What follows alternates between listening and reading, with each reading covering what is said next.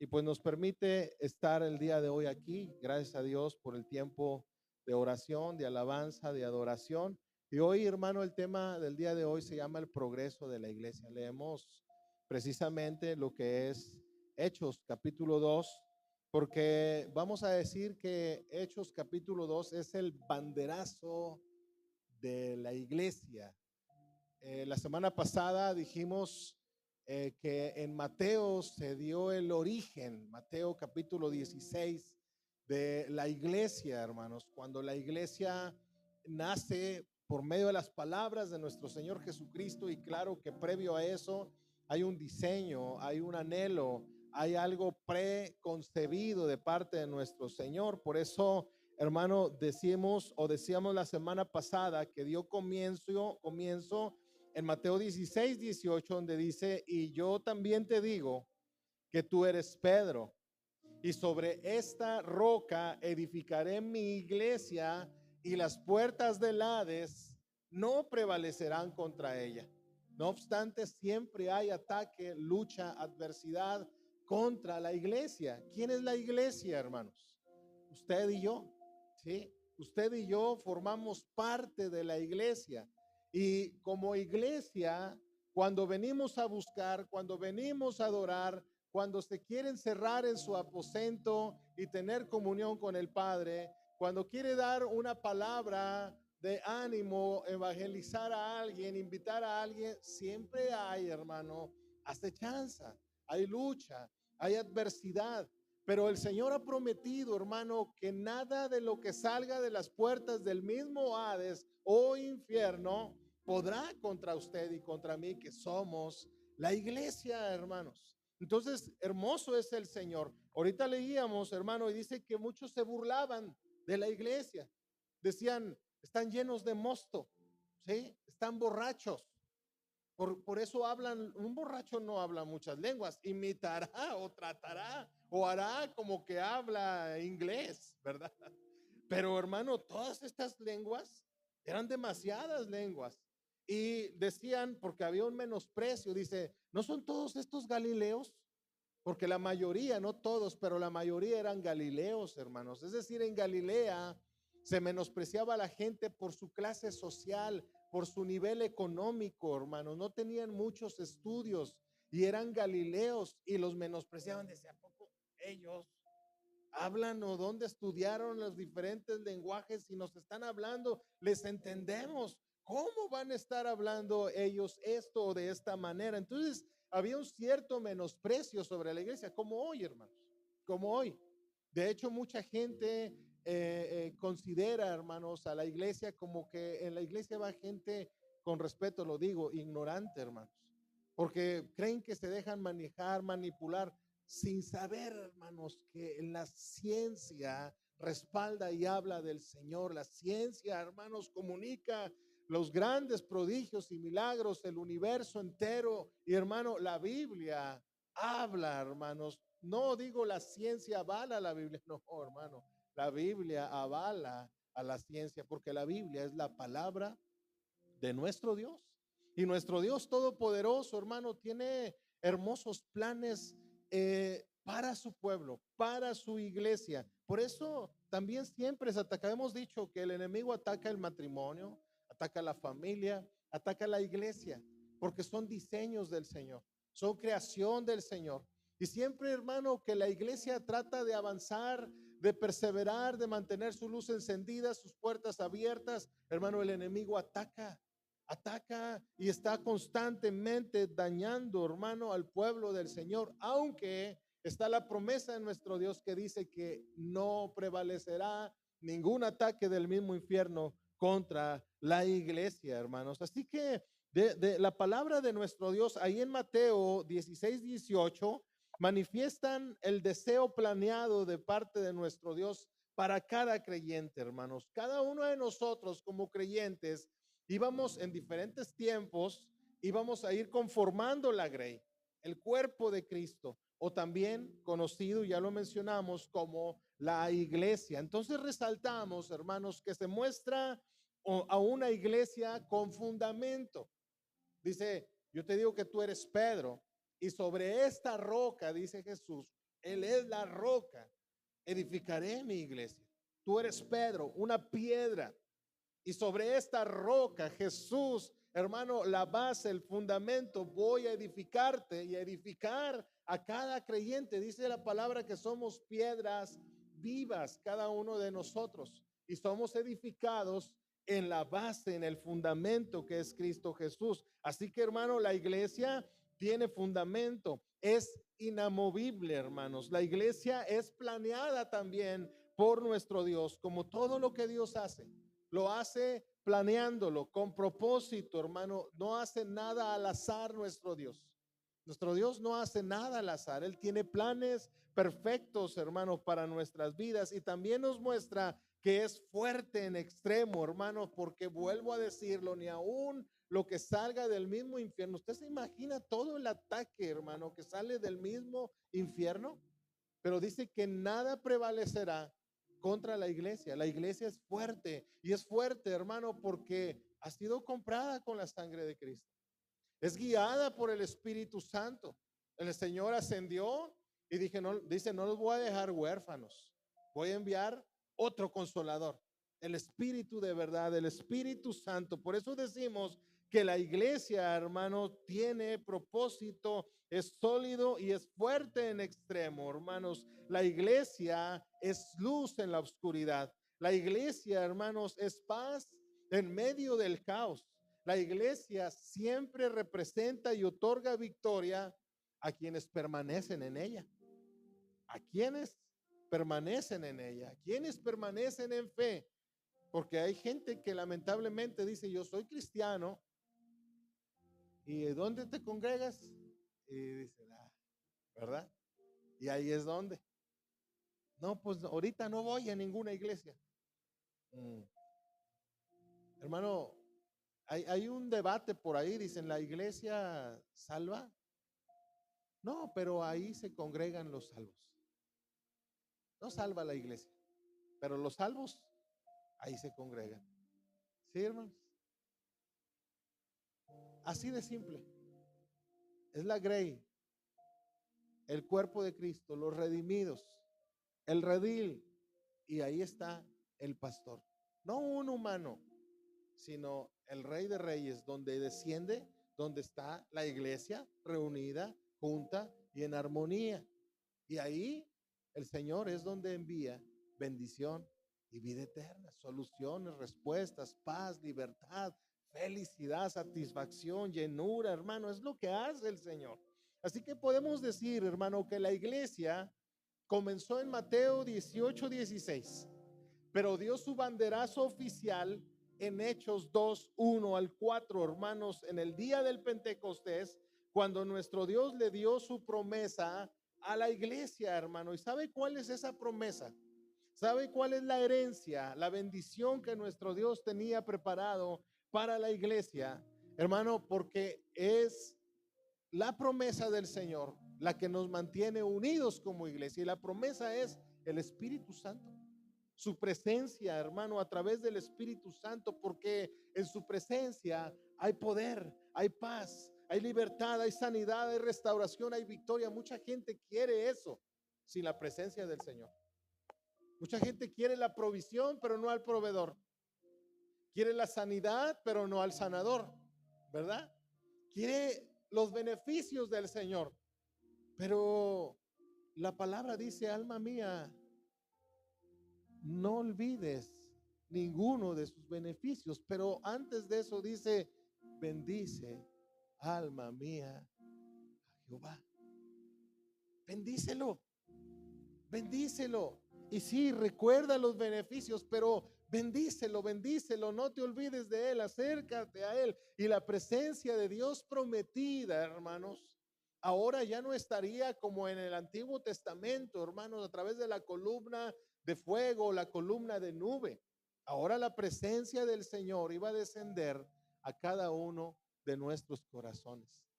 Y ahí va a morar, hermano, el Espíritu Santo. Aquí mora el Espíritu Santo, hermano. Y cuando el pueblo viene y se junta y se reúne, decimos nosotros que es avivado el Espíritu Santo. Cuando se le adora, se le agrada, hermano, hay bendición. de parte del Señor. Por esto, hermano, decimos que la herencia, la promesa que el Señor le da a la iglesia es el Espíritu Santo, es su presencia hermosa. Y cuando yo tengo u obtengo la presencia de Dios en mi vida, hermano, lo tengo todo, todo.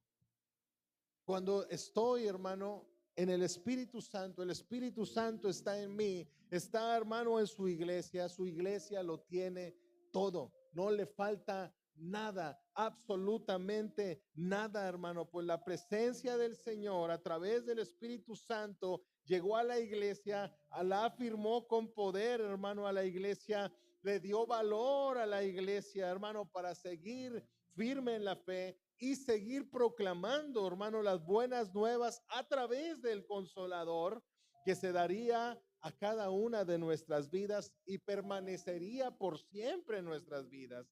El desarrollo de la iglesia fue y empezó con nuestro Señor Jesucristo. Luego, Él llamó a 12, ¿recuerda? Y luego hubo 70, ¿sí recuerda? ¿Verdad? Que los envió de par en par. Y luego, hermano, hubo una multiplicación de panes y peces y había congregados ahí 5,000 personas. Y luego, no sé si más adelante, no sé si serían dentro de las mismas, pero se contabilizan a otras 4,000 personas. No sé si sean las mismas, ¿verdad? O hayan sido otras. Pero hermano, la iglesia fue creciendo. Pero después, hermano, en Juan capítulo 6, si usted quiere ir ahí, hermano, Juan capítulo 6, por favor. Y dice la palabra de nuestro Dios allá en el versículo número 66, Juan 6, 66. Dice, desde entonces, muchos de sus discípulos volvieron atrás. Y dijo entonces Jesús a los 12, ¿queréis acaso iros también vosotros? ¿Queréis acaso iros también vosotros? Porque hermano, ellos decían, Señor, es que se están yendo. Señor, es que se va la gente. Y el Señor les dice, ¿queréis acaso iros también vosotros?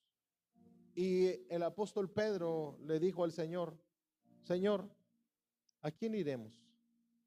Tú tienes palabras de vida eterna. Hermano,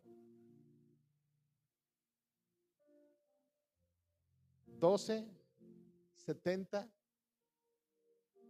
5,000. Y luego se empezaron a ir.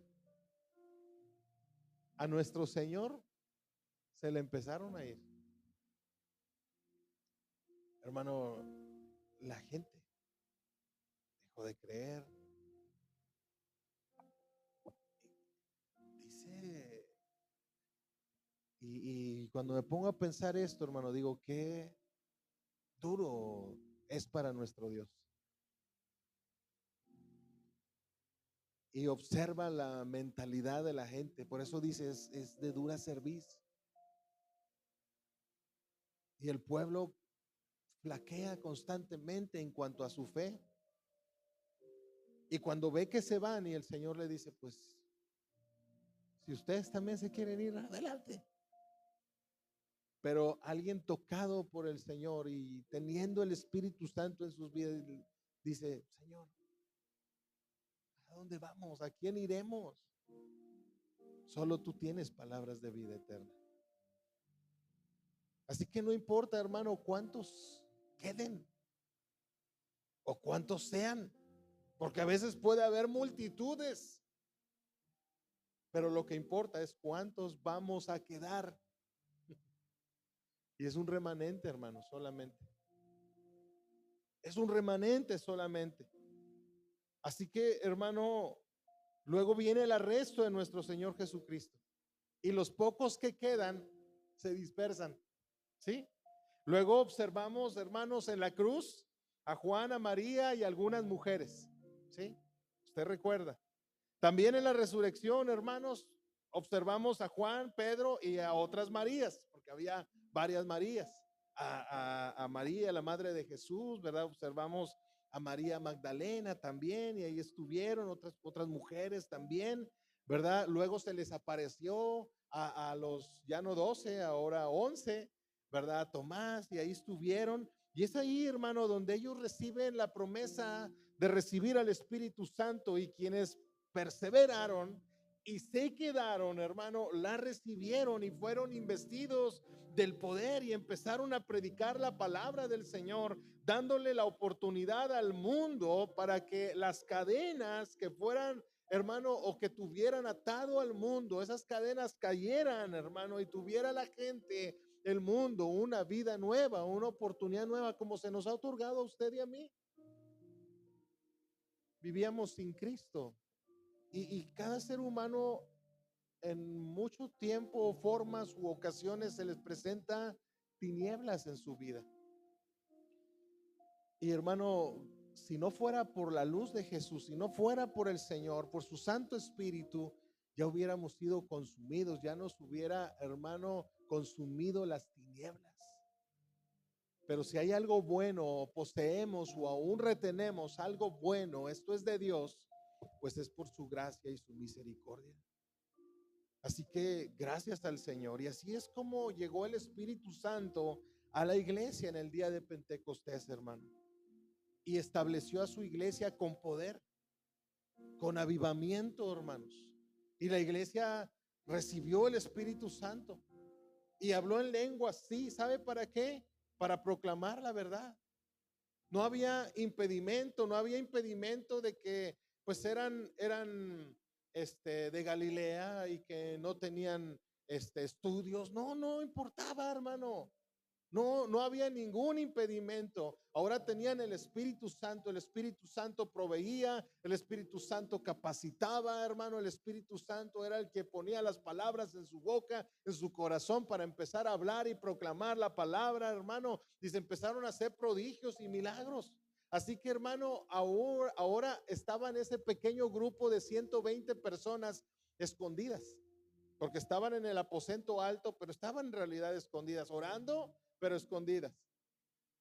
Y cuando, hermano, escuchan el estruendo y son llenos del Espíritu Santo, la iglesia sale y la iglesia empieza a hablar y empieza a testificar, hermano.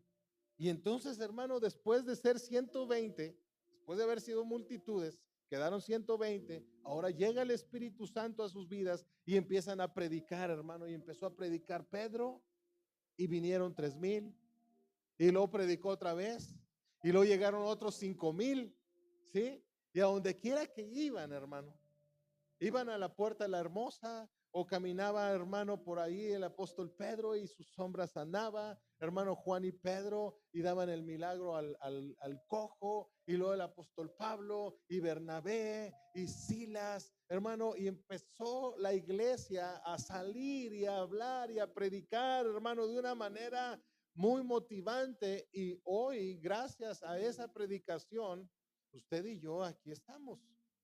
Porque llegó el evangelio, hermanos, y se fue trasladando a diferentes continentes y llegó, hermano, ahora a nuestras vidas. Y hay generaciones y generaciones y generaciones de fieles cristianos que se dejaron usar por el Espíritu Santo. Y hoy usted y yo hemos recibido, hermanos, esa promesa también del Espíritu Santo. Ahora, hermano, nos toca a nosotros como iglesia hasta también salir y hablar y predicar y proclamar la palabra del Señor. Quiero que observemos, hermanos, que en la iglesia siempre habrá altibajos, hermano. Personas van, personas vienen, personas entran, personas salen, hay subidas, hay bajadas, pero quienes se quedan, hermano, o quedaron en la iglesia, dieron fruto y se afirmaron y crecieron en bendición, hermano, estos son los que Dios ciertamente recompensa y bendice con estabilidad, porque mucha gente no tiene estabilidad, pero anhelamos estabilidad, hermano, no solamente en fe o espiritual, anhelamos estabilidad también emocional, matrimonial, familiar, hermano, eclesiástica, o sea, es espiritual, hermano, la necesitamos. Es hermoso tener todo en paz, todo en orden, todo tranquilo. Y si el Señor está con nosotros, hermano, a través de su Santo Espíritu, lo lograremos, lo haremos, hermanos. Entonces, hermano, es muy importante que el Espíritu Santo esté en nuestras vidas, primero en nuestra casa, después en nuestro entorno, y todos lo verán, pues el Espíritu Santo se muestra. El Espíritu Santo, hermanos, se muestra en su iglesia. Y vuelvo a preguntar, ¿quién es la iglesia? ¿Mm? La iglesia somos los llamados fuera, mi hermano. La iglesia somos los redimidos, los lavados y comprados con la sangre de Cristo. Nosotros somos la iglesia del Señor, hermano. La iglesia se manifiesta, la iglesia se muestra, la iglesia, hermano, da su luz a los de afuera. Así que la iglesia, hermano, nosotros tenemos que salir fuera. Tenemos que anunciar a Jesús. Tenemos que demostrar lo que Jesús hizo en nuestra vida, hermano. Y yo quiero prácticamente estar cerrando, hermano, con unas preguntas para que usted pueda o podamos recapacitar, podamos observar, podamos ver qué más o qué puedo hacer, hermano, por el Señor, por la iglesia. ¿Qué podemos hacer para proclamar el evangelio afuera? Afuera es en mi entorno. Afuera es allá en mi trabajo, afuera es allá en mi colonia, allá con mis vecinos y conocidos. ¿Qué puedo hacer, hermano, para que el Espíritu Santo que vive en mí no se quede solo en el aposento, como los 120 escondidos en el aposento alto? Estaban orando y nosotros estamos orando, hermanos. ¿Qué quiere decir, hermano? ¿No debemos de orar? No, sí, debemos de orar. Pero debemos de orar para recibir el Espíritu Santo.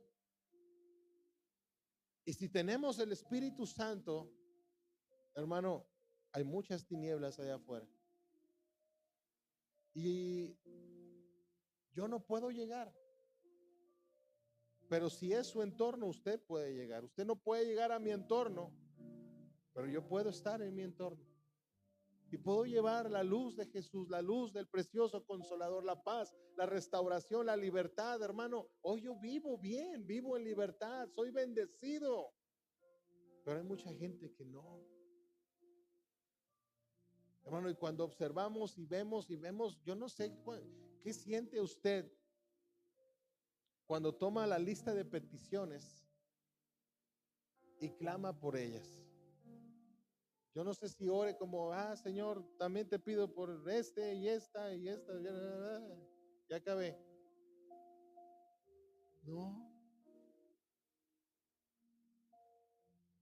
A veces nos da pesar, hermano, y decimos, ¿cómo tanto cáncer? ¿Cómo tanta maldad? ¿Cómo tanto dolor? ¿Tanta situación? Entonces, hermano, algo podemos hacer para que el evangelio llegue a esas personas,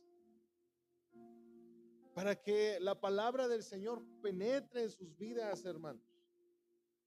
El Espíritu Santo, Dios en nosotros, es el que produce el querer como el hacer. Yo quiero hacer algo por el Señor. Por cierto, y a modo de aviso o comercial, se va a hacer un taller para señoritas, ¿verdad? Jovencitas, señoritas. Nuestra hermana Stephanie, ¿verdad? Quiere hacer algo, ¿verdad? Y ellos, pues de alguna manera, en su proceso y como encargados de los jóvenes, aunque ha habido batallas, ¿verdad? Y adversidades, pero hermano dice, vamos a hacer algo. ¿Qué le parece? Digo, me parece perfecto. Hay mucha necesidad. Así que vamos a avivar este evento y que jovencitas vengan a los pies del Señor, hermano, sean sanadas emocional, espiritualmente, ¿verdad? Y sean llenas de la presencia del Señor, ¿verdad? Pero así como nuestra hermana, quizás usted diga, a mí me gustaría hacer algo, hermano, le apoyamos, vamos, hermano, acompáñeme, vamos a evangelizar, vamos, hermano, vamos al hospital, vamos, usted diga cuándo, vamos, hermano, yo no sé hablar, pues otro hablará, pero vamos a llevarlo, hermano, vamos a hacerlo, usted haga la logística, oiga, con los niños pobres de la colonia, allá donde seguí, oiga, vamos ahí a Luis Mora, no sé, a la Coyotera, ¿verdad? Oiga, tanta necesidad, no, es que es un ambiente tremendo, pero hay tanta necesidad, hermano. Ahora que vino la prima, anduvimos repartiendo comida. Hermano, así se fue, así se acabó. Me paré dos veces nada más